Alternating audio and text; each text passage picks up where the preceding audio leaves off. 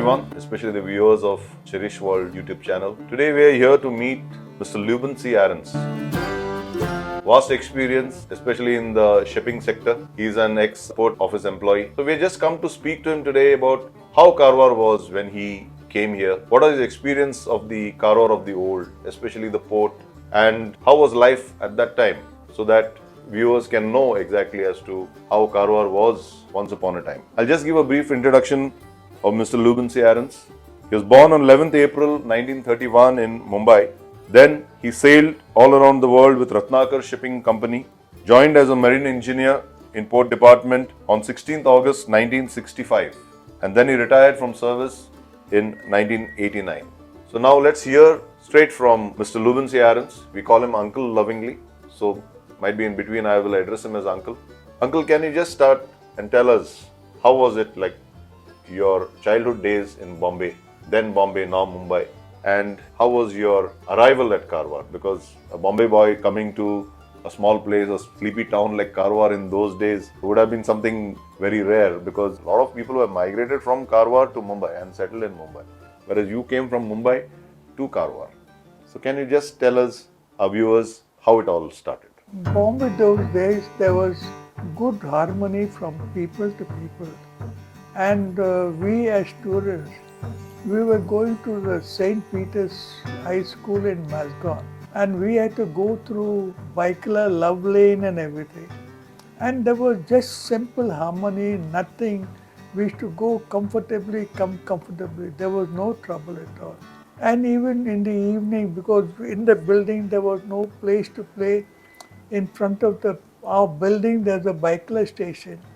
And those days there was not much of traffic. So the evening was for us to play there. We used to play all sorts of games, and 6:30, 7 o'clock, we used to come back home, have a bath, change and everything, and get back to our studies.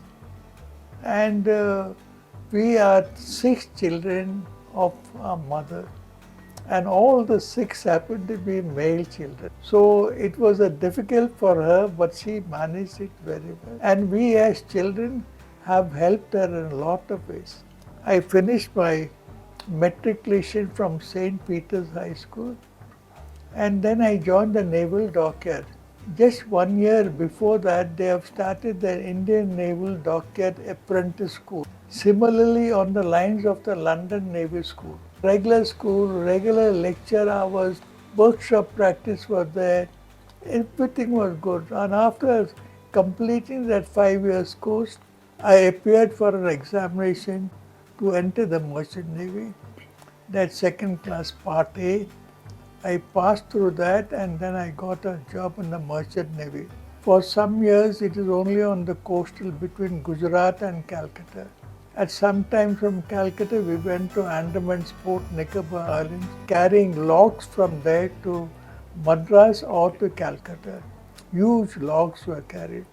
Now, just to interrupt you, Uncle, the ships that we used at that time, were they the steam ships or were they the diesel? They were steam ships. They were the Only steam ships. steam ships Only were steam there. ships. And it's a little bit difficult compared to present day diesel and everything, because you have to have the storage of coal, the boilers have to be fired, and depending on how the fireman fires the boilers, we get the steam and everything. So it was okay. Life was hard there, but it's a good training.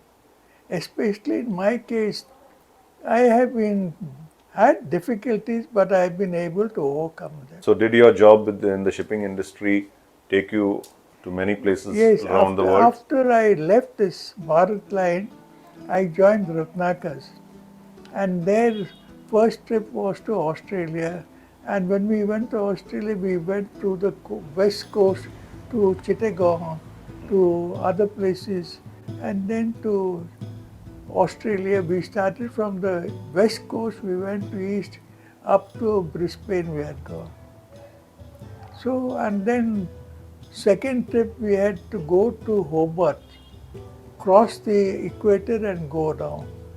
So we went there, we had nice time there. We have seen a lot of places, but I cannot recollect everything because there is nothing in picture. Only by word of mouth we have to say that. Yes. So then in 61 I got married. I decided that it's high time I give up seat life and better to take up a show job. So I resigned from the company and came home. To my good luck, at that time some of our distant relations who are working in the port department told me that there is a vacancy, why don't you apply for it? So I applied for it and I got the call. He was known as a state port officer. Okay. Now it's a director. His office and residence was at Mangalore. I went there, appeared for an interview and everything. He said, you join Karwar port, you will be there. After some times, you have to appear before the commission to appoint. He advised me in a lot of things. Anyway, everything is gone. Then I came to Karwar. I started working there. 1965. I landed on 15th of August 1965. Okay. And that time, Karwar was something like a small fishing village. That petrol pump, Haldipur's petrol bunk was there. That Arvind Motors petrol bunk was there. And it was just a village. There was only a small shed where the bus used to stop. Opposite that stand was Tahsildar's office. So it was quite nice, quite a quiet place. Especially I had to overcome because, as you said, from Bombay to Karwar, it's a great difference. Yes. But I made up and I came and then started work. Things were going all right. Where were you put up in Karwar when you came for the first time? For the first few days, I was residing in the inspection bungalow at Bytecourt. Okay. Just down the hill was that Grand Hotel. Grand Hotel. Harry Dussault's parents that one. Yes. And it was really a grand hotel because what happened is, those days the port was not developed. There was all greenery on the lawn there and people used to take the chairs and sit there in the evening. Just to remind the viewers, what Uncle is speaking about, there was a famous hotel called Grand Hotel just opposite to the present Karwar port. And it was, as the elders say, it was of the European standards. And you could say like the who's who of Karwar, you could meet them there. And that was where most of the officers from the ship or from the port used to spend their evenings. And it was something like, even the food, everything was of European standards. And that is what Uncle is speaking about, the Grand Hotel. Probably it is not there now, you'll only see a few ruins of that building. But this is what it belonged to, famous personality of Karwar, late Harry D'Souza. He was called Uncle Harry here, a very prominent and a known person in Karwar. Okay, Uncle, now coming back, I would just like to ask, when you came in 1965, how was the Karwar port? When you came to Karwar and when you took over office, how was the Karwar port? The port was not developed. There was a harbour there where they used to unload iron ore, manganese ore into barges and they were towed outside into the deep sea where ships had anchored. They used to unload and again come here. Then slowly in some year, I do not know, Afghans have got a contract to develop the port. So the first stage which they have done is Afghans and they were quite strict, active in their work. And after that, these mechanized launches coming up alongside there and then they started loading the iron ore. Instead of manual loading, they loaded through a chute onto the barges. That was Urmala Kotaris. He had that large truck and he used to transport mines from Hubli and everything. The port that Uncle is speaking about, it has an old history. It was set up in 1862 because that is when the city of Karwar was planned and the headquarters was shifted from Honavar. It was brought to Karwar. Earlier the district headquarters was at Honavar. In 1862, the Britishers shifted it to Karwar. And that time, these Messrs. Manchester Cotton Company and Messrs. Nicol and Company, they had the ginning factories in Karwar. Ginning factories is where cotton was processed. So on 26th October 1862 to be precise, Hamilton Maxwell of Nicol Company brought a proposal to build fire at Bethcoal. And at that time, the plan was to build it with where you could berth 12 ships at a time. So that was such a huge plan of the Karwar port. Now, uncle, I just wanted to know, you had a very, very quaint office, which is popularly called as Baute Katta in Karwar. We know that your office was there. I would like you to just tell our viewers about your office, how it was there, and especially your residence. Your residence was one of the best residences in Karwar because it was just opposite the sea. So can you just tell us about Baute Katta and what is the significance of the flag post and the lighthouse? Lighthouse plays a main part for safety of ships. When they are traveling along the coast, it tells where the rocks are there, and according to the map which has been charted, every detail of the lighthouse is given there. The distance the light travels, the gap between the lights and everything, so that they are able to identify which particular place it is. So that lighthouse has got nothing to do with the department. Okay. It's a separate Government of India department. Karwar Port has Nothing to. In that Koni rest house, that Bauta Katta they say, Yeah. Can you repeat that? Kone Rest House. Koni rest house. Yes. That is how the old souvenirs of Karwar also mention the place, the Kone Rest House. So that rest house, there's a light keeper there, and in the evening they put a light. If any communication, the ships can point towards that light, and this light keeper will go and communicate with them. So it was only a communication between the ship and the port. And the port. Any emergency, they communicate, and this has been communicated to the port office. He attends to that. So as such, it doesn't have any international effect. It's only a port department. My residence, when I first came, there was no residence for me. But then the state port office has been so gracious to give me a small quarters. He said, and he made it more comfortable for me. And he said, we'll get a new one. They selected the place and everything, and I was more impressed by that. But he was not very favorable for it, because according to his planning, he had an idea of having the marshalling yard there. Can I just ask what's marshalling?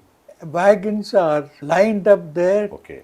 and when they're unloading, they go and take them to the port and unload, and again they go back. And Wagons means trucks. No, wagons, railway wagons. How were the railway wagons transported to Plan, Bedford he Port? had a view that Karwar will have this railway line. Himal Advani, Okay. their brains are good. So he had that far knowledge of it. He said, when the marshalling cart comes here, what about your house? He asked me.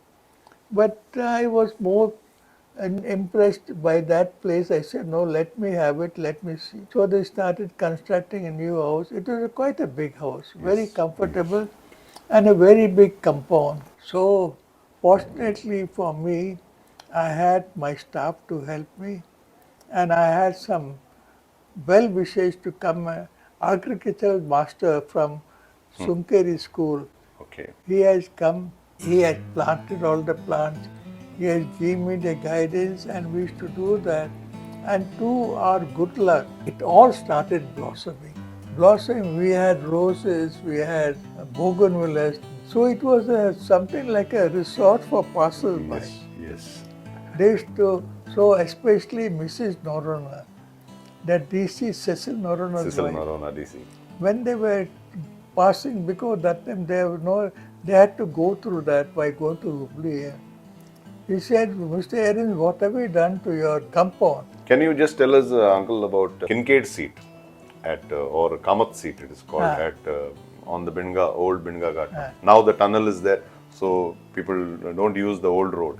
But at that point there is a famous Kamath seat which sits over and looks over the ocean. When my wife was on the second family way, we used to sit at the Kamath seat for some time, and then we used to come back walking. Many times with the DC, Mr. Venkateshan was traveling there. He said, what, Mr. Aarons, you are having a honeymoon here. This is what he said. These are the beaches which have been taken over by the Indian Navy and which the public cannot have access to today. A lot of our Kannada movies have been shot. Beauty of the old beaches of Karwar. apart from the main Rabindranath Tagore beach, which we call, but we had these beaches called the Kamath beach, then we had the Kodar beach, the Bidinga beach. There had been 3 ship disasters in Karwar, and we'll come to the one which is closest to memory. So I'll just tell our viewers, since the recorded history of Karwar port, totally 3 ships have wrecked off the shore of Karwar. The first was on 4th April 1900, when a steam cargo ship named SS Brahmani collided with SS Sabarmati, which was a passenger ship, and sank off the coast of Karwar. The second one was on 30th June 1980, when Cherry Maju, Singapore-based ship, was caught in the storm, that too grounded at the Karwar beach. And the third was recently on 31st May 2006, when MV Ocean Seraya, a Singapore-based ship again, was wrecked off Karwar near Devgarh or Lighthouse. Can we just ask you to remember that day of 30th June 1980, when Cherry Maju, it didn't sink off actually, but it got wrecked off Karwar. Do you remember, since you were in office that day, Uncle? Can you remember what was that episode with the Cherry Maju? That was not my department, but still what I can say is it is reported that they had some engine troubles. So because Karwar is a cool place, so they anchored there, and then the port, they had communication with the port. Port officers sent some people, but they could not reach the place because the sea was rough. The ship was moving from Ceylon to... No. A ship was inside. We do not know where it was moving. Okay. She was anchored inside, waiting for help, waiting for the weather to improve. I do not know anything. But then the next day, due to the heavy waves and everything, it got drifted and come and landed shore. Landed on the Karwar beach. The port department took over complete control, and I was only a spectator there. Okay. But we remember Captain Joseph Fernandez and a few fishermen community people who ventured out into the sea and saved those people, especially the captain and the crew of the ship that day. And they brought them back to Karwar. We were in school, but we remember seeing this wreckage happening. Some of our friends had got the binoculars, so we sat and we actually saw it. We could see them on the deck of the ship. 60 years you are in Karwar. What do you remember, especially about the Karwar, let us say the market, how it was? On Saturday evenings, both my wife and I used to go to the market to buy provision like coconuts and everything. It's a small market within that complex there. Gandhi Market. Gandhi Market. And there were many people, small traders selling all the things. We used to go and come there. There were no restaurants of standing. Only one USKV restaurant was there on that Karwar Kodibag Road, Radhakrishna, just few meters away from that. And we had the pleasure of having some snacks there. They had the top story. We used to go and sit there. We had. And after some time, they came to the place where they had now, which they have given up for some other thing. Yes. We used to go there. And then Savita came up. Their relations only, cousins only, they came up. And then one by one started developing. Things started changing, but not with that rapidity as we expected. Any of the old timers you remember in Karwar? Haldipur was there. Haldipur. That he has got the petrol pump. And I was more connected with him because for the department we wanted that lubricating oil. Okay. So we used to buy from barrels from him, he used to supply it. And then we had that chartered accountant, Srinivas Rao. I was more happy with the CC life than in that military life, going there, coming and everything. Sir Henry Ingle, who was called the father of Karwar, they used to be called the deputy collector, I think, at that time, if I'm not mistaken. He was the one who had planned the Karwar city, one of the persons who planned the Karwar city. So a lot of contribution to him. Now where the Subhash Chandra Bose is, it was called Ingle Circle at that. There were 2 circles in Karwar. One was called the Jubilee Circle, which was near Savita Hotel, and that one was called Ingle Circle. So they all hailed from that church, and they had that church there at Betkol. And they all passed away in Karwar, and they are all lay buried in the Betkol cemetery. So we should thank Mr. Lubin Aarons for giving his time to us and telling us about his days in Bombay, telling his days, how it was in Karwar, how were his days when he was sailing with the Merchant Navy. We know it is a very odd hour that we have come to interview you. Still, you have been very gracious enough to give us this interview. Thank you very much. Good health and happiness always. I need that. I need that. Thank you.